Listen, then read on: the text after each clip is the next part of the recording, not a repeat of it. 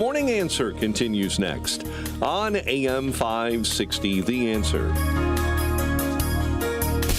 Now, from the Signature Bank Studios. This is Chicago's Morning Answer with Dan Proft and Amy Jacobson on AM 560, The Answer.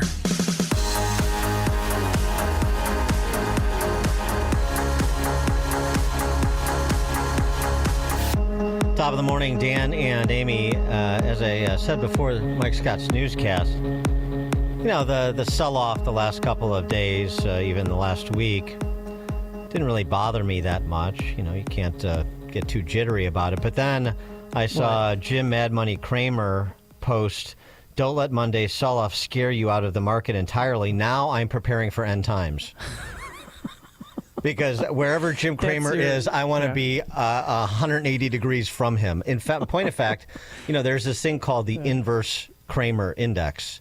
Oh, really? The inverse Jim Cramer. So do exactly opposite what Jim Cramer recommends. CNBC, Investotainment. And last year, if you did exactly the opposite of what Cramer recommended, you would have seen a 43% return on your money. The only person in the Western world who can beat that is Nancy Pelosi, because maybe she's front-running trades. Who knows? Anyway, so I'm a little. And now you're worried. I'm a little trepidatious now that Cramer's saying everything's going to be okay. In addition to that, let's hear from the White House Press Secretary Caroline Leavitt, who was pressed by an AP reporter about Trump's tariffs and the impact in advance of his discussion with the Business Roundtable yesterday. And, I don't want to get in trouble with Caroline Leavitt, so I'm going to have our next guest do it by responding to what she said. Take a listen. If we could just step back for a second. When President Trump last addressed the BRT when he was on the campaign trail, his big push was on tax cuts. He's going there today as he's proposing tax hikes in the form of tariffs. Not true. And I'm curious he's not doing why that. He's prioritizing that over the tax cuts. He's actually not implementing tax hikes. Tariffs are a tax hike on foreign countries that, again, have been ripping us off. Tariffs are a tax cut for the American people, and the president is a staunch advocate of tax cuts. As you know, he campaigned on no taxes on tips, no taxes on overtime, no taxes on Social Security benefits. He is committed to all three of those things, and he expects Congress to pass them later this year. I'm sorry, have you ever paid a tariff? Because I have. That's they it. don't get charged on foreign companies. They get charged on the importers. And ultimately, when we have fair and balanced trade, which the American people have not seen in decades, as I said at the beginning, revenues will stay here, wages will go up, and our country will be made wealthy again. And I think it's insulting that you're trying to test my knowledge of economics and the decisions that this president has made. I'm now regret giving a question to the Associated Press. Mary, go ahead. Yeah, I don't know about all that. Tariffs are a tax cut. Brian Wesbury is the chief economist at First Trust Portfolios. He joins us now. Brian, thanks for being with us. Appreciate it. Hey, good morning, Dan. Morning. You're brutal on Jim Cramer, by the way. I know. He deserves it, but he deserves it. But exactly. But that was brutal. Well, I'm just we all would have trying been to. Richard if we did the opposite of what he told us to do. I'm just trying to help our listeners Absolutely. out. Don't listen to that lunatic. Yeah. All right. Well, all right. So you be the bad guy here, I think. Caroline Leavitt, what she just said about tariffs. Yeah. So I mean, if we just do tariffs in an isolation, you put a tariff on, it is a tax on consumers. It raises the goods, the price of any good you buy that a tariff would be put on. I think where she is going, and I kind of agree with this, if we look around the world, for example, the European Union tariffs our automobiles when they go into their country, into Germany or Spain or Italy, but we do not tariff their cars when they come when they get imported into the United States. So if we were to put a tariff on the European Union and that gets them to back off their tariff on our cars, in the end, that's a victory, right, for consumers. In Canada, they tax eggs and milk and beef and all kinds of agricultural products, and some of those tariffs can reach over 200% because they're protecting their industries. And if our tariffs were to get them to lower them and then we could all get rid of them, it could end up being a tax cut on American consumers. However, the first part, just putting a tariff in, it is clearly a tax hike on consumers. Yeah, and I mean, and that's I mean, this is the point. You have to realize, you know, the destination. Okay, I'm all for, but the destination is not foretold. It is not guaranteed. This is, you know, a bit of a high wire act, and so. Yeah, and so that's where we need to be sort of honest with each other here in MAGA world about what's going on and basic economics, which Caroline Leavitt sort of missed despite her indignation about being asked.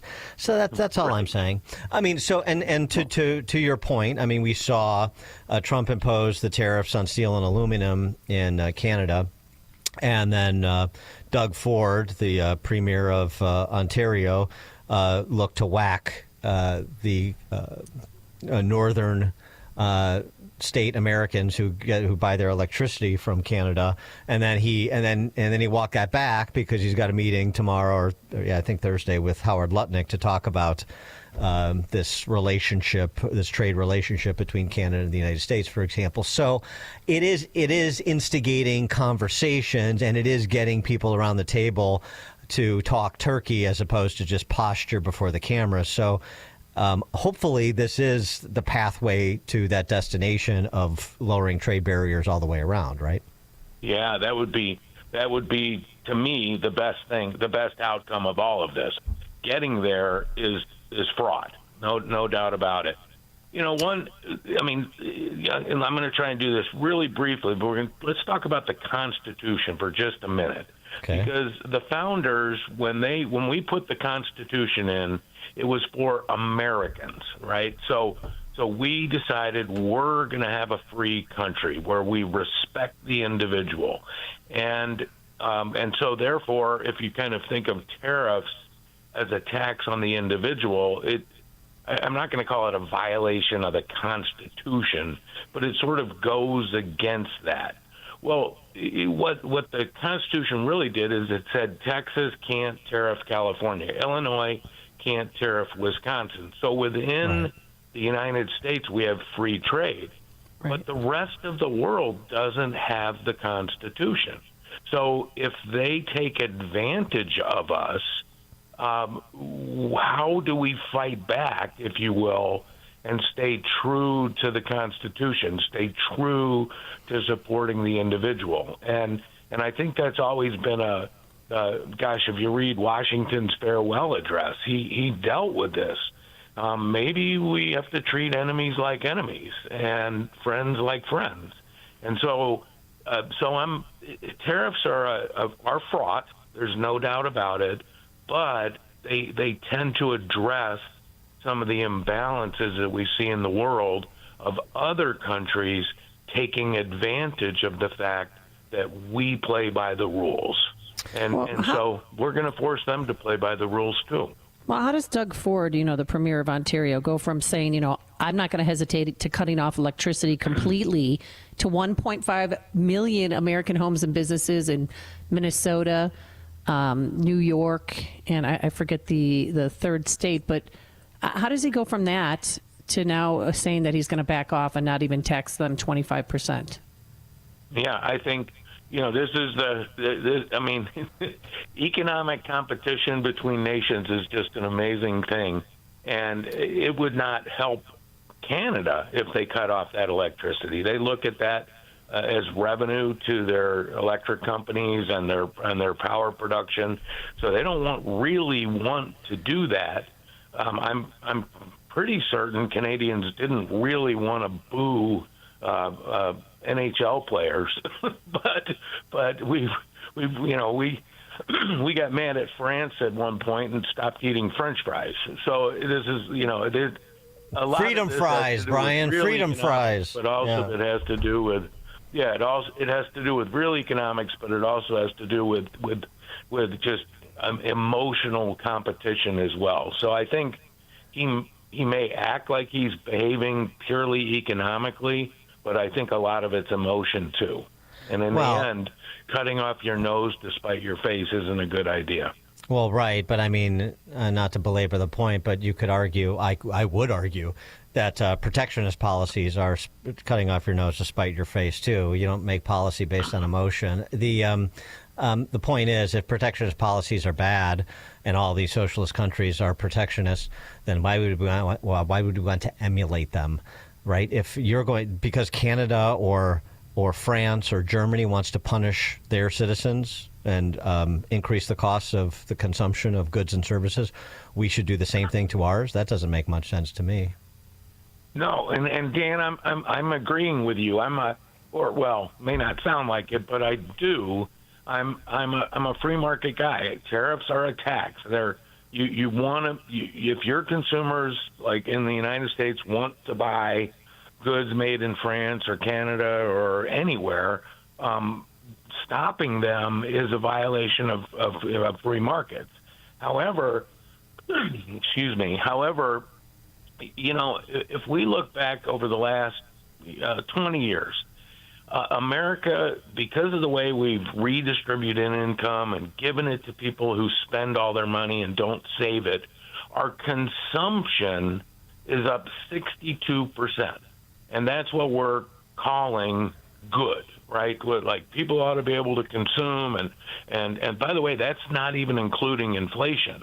But our production, our industrial production, has basically been flat for the last 20 years. So how do we make that up? Well, we import. Our imports have gone. We have 20 years ago, we had a $20 billion a month trade deficit. Today, we have a $100 billion a month trade deficit. In other words, we're consuming more than we're producing. Yeah. And that's, I believe, because we follow the rules, if you will, of free markets, but other countries don't. Well, they're subsidizing, they're dumping, they're tariffing us when they shouldn't be. And in the end, that creates an imbalanced world. And if we can rebalance that world, that will make it a better place. And so partly, let's not invade those countries trying to make them democracies. Let's force them to play by the rules by creating some pain. And it will. The problem is it creates pain for us, too. Yeah, I mean, I get it, and I get sort of the realpolitik posture and the play here by the Trump administration. But, I mean, let's also be real honest with ourselves about how free market we actually are. We protect industries. We have industrial policy. We subsidize favored industries and protect favored industries and don't subsidize and don't protect unfavored industries. We do it all the time, and it varies from administration to administration. And what this ends up doing when you start these a tariff tit for tats is basically you come to agreements like the USMCA where, you will lower barriers here and you'll lower barriers there, but we're going to keep barriers higher here and we're going to keep barriers higher there. I mean, it's just more industrial policy. The net may be slightly better in terms of reduction of trade barriers, particularly for favored industries, ag and cars and so forth. But I mean, I think we should level with people about what we're actually doing and what the likely outcomes are going to be. Totally agree. This is not pain-free. Absolutely not. I would argue, yes, we do favor certain industries and we do things to help us compete, or we believe that's helping us compete. But still, our tariffs are lower than just about anywhere in the world. All our subsidies are lower than just about anywhere in the world. That's to our benefit. That's to our benefit as a country. That's the whole point. I would argue that's true, except the other countries are dumping and taking advantage of us, and that's where it's important for us to go. Now, here, let me just add one last thing. I would rather the United States cut capital gains taxes, cut corporate tax rates, cut regulation on industry massively, not completely. We want clean water. We want, But if we were to lower the cost on our industry to produce, we would become much more competitive. So we have this weird situation where Congress cannot change tax rates on corporations, on capital gains. They can't stop regulatory creep, and we end up not producing. And so if your only tool left is tariffs, then it's not. I mean, no, I agree with that. I agree with that completely. RFK says we treat the symptoms, not the cause, and that's America. I mean, we have been doing that my entire life, and every president, Republican or Democrat, we never go back and treat the cause. And so I get that. The perfect world, we would cut taxes on industries so that they could produce and be more competitive, but we somehow can't get that done. So that leaves Donald Trump with only one choice, and that is to put tariffs on to try and fix it that way. I want to get your I want to get your reaction to something that Larry Fink, the boss over at Blackstone, had to say. Now, I'm not playing this because I endorse this view, but I want you to address it. This is Fink on deportations, the mass deportation program that Trump is on, and its impact on the labor market and thus our economic growth. Take a listen. I do believe deportations and the speed at which this is happening is going to have severe impact on the agricultural sector and the construction sector. I've talked to CEOs in the ag sector, and they remind me that 70% of the men and women who work in the agriculture were not born in the United States. Many of them are U.S. citizens now, many of them have work permits, and many of them don't. And 40% of the construction workers were not born in the United States. You add that up, and what's going on, I think we're going to start seeing, especially when spring and the spring crops arrive, are we going to have enough workers to harvest the crops? And and now, with the whole idea that we're going to have to use a private capital to build out this economy, are we going to have enough workers? I've even told members of the Trump team that we're going to run out of electricians as we build out AI data centers. We just don't have enough. No, I don't know. I mean, Larry Fink is, as far as I know, we're removing people in this country very rapidly who are public safety threats. So I don't know how that endangers the workforce in ag or construction. But the point he's making about deportations and the status of our labor market, particularly those sectors he mentioned. Yeah, I think we call it Terra del Fuego. What's the gang name? Tren de Aragua. Yeah, Tren de Aragua. That's it. And MS-13. They are not the ones picking crops. Right. I'm sorry. Not in downtown Denver and Chicago and L.A. That's not where it's happening. So I think and in fact, I've seen a bunch of video of ICE agents going after people, and if the only thing that's happened is your visa has run out, but you're not a member of a gang, they are not deporting you, and so I think that's just I don't know I don't know what his goal is there, but I don't believe this at all. And remember, in economics, when we get rid of the supply of labor, we also get rid of the demand for whatever those people wanted too. So people say immigration keeps inflation down. Well, remember, when we get more supply, we also get more demand. So it has nothing to do with inflation or the ability of the economy to grow, so it's a neutral impact on the economy, and I do not think we're deporting agricultural workers today. I just don't think that's happening. Brian Wesbury, Chief Economist at First Trust Portfolios. Brian, thanks as always for joining us. Appreciate it. All right, Dan, Amy, thank you. Yeah, thanks. And he joined us on our turnkey.pro answer line. It's like a hot, steaming cup of information to start your day. It's Chicago's Morning Answer on AM 560. The Answer. This is Larry Elder, inviting you to join me on the Alaska cruise this summer, along with Mike Gallagher, Jennifer Horn, and Joe Piscopo. Enjoy Alaska's breathtaking beauty like never before. Text the word travel to 94878 to reserve your cabin today. This luxury trip is your chance to experience majestic scenery, patriotism, and adventure. We set sail August 16th through the 23rd. Reserve your cabin today. Text travel to 94878. That's travel to 94878. Be prepared.